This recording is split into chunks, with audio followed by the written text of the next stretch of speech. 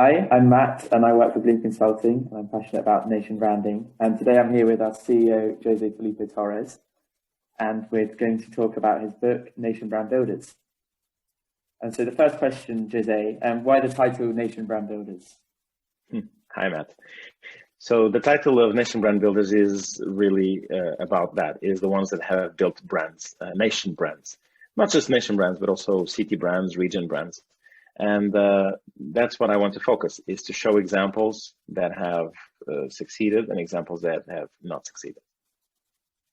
And what was your motivation behind writing Nation Brand Builders? Over the last 15 years, I've been documenting different cases of countries, regions, and cities that, on purpose or not on purpose, try to build a reputation or to build or to shift the perception or align the perception towards reality or their reality, and sometimes even more than the reality. But I've been collecting these notes, and I've been collecting notes from 44 countries, regions, and cities. And I just wanted to show to the sector, to anyone who is starting a nation brand initiative or city brand initiative, examples of the things that they can do, things they cannot do, or that have simply because they have not worked. Right? So it's really, let's just say it's a document that is a retrospective on the sector, and also to talk about the future of the sector. And that's where Nation Branding 2.0 comes along, which is very much aligned with digital identity.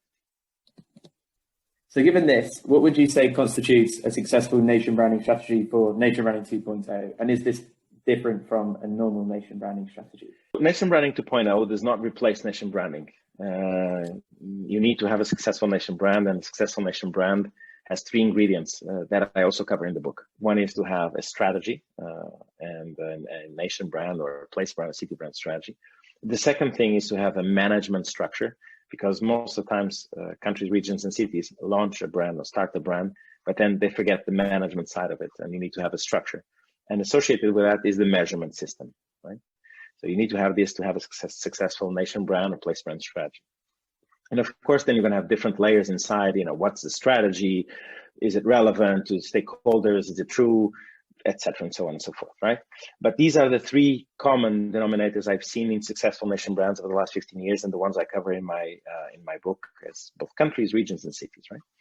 Now, Nation Branding 2.0 is the brand, the countries, regions, and cities that have successfully managed their digital identity, right? So why is it important? For many, many reasons that I cover in the book. I think I don't need to explain, but you also have a meta trend, a huge trend, which has to do with the end of truth. So it will be longer. It will be very, very difficult for countries, regions, and cities to control, let's put it this way, what's set out there about countries, regions, and cities, right? And it's difficult for global audiences to understand what's true, what's not true, if it's false, not false. So it's really important for countries, regions, and cities to manage their digital identity. And the way to do that is important, that countries need to understand that the time it takes to build or destroy a brand will be much faster. That's one of the key things. So is your structure prepared for that? The second thing is, are you measuring this? And the beautiful thing about all this is the countries that are able to correlate facts, and it's easier to correlate the facts, the cause and effect, because the information that is causing specific perception is actually recorded, or it's somewhere stored, right? So that's the beauty. So the countries that are prepared for this, the cities that are prepared for this, are the ones that will have a successful nation branding or place branding 2.0. So coming back to nation branding, how does this differ from other consulting services that Bloom offers, such as region branding or city branding? And what are the key differences here? I think, both are brands, and both the cause and emotion.